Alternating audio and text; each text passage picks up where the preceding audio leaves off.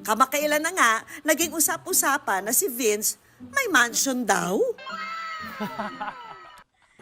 Gabi naman yung mansion. Siguro medyo maluwag lang yung bahay namin.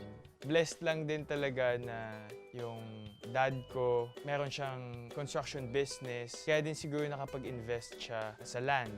Hindi ko naman masasabing mansion, pero masasabi kong home. At kahit ang araw lumaki sa maginhawang buhay, hindi raw nagkulang sa oras at aruga ang pamilya niya sa kanya. Yung family ko kasi very close. Masasabi ko din na napalaki kami ng mabuti ng mom and dad ko. Nabigyan talaga kami ng attention. Isa raw sa mga ultimate favorite ni Vince ang very Pinoy na meriendang turon. All-time favorite ko talaga is turon. Isa din yun sa merienda ko na pagkatapos ng school.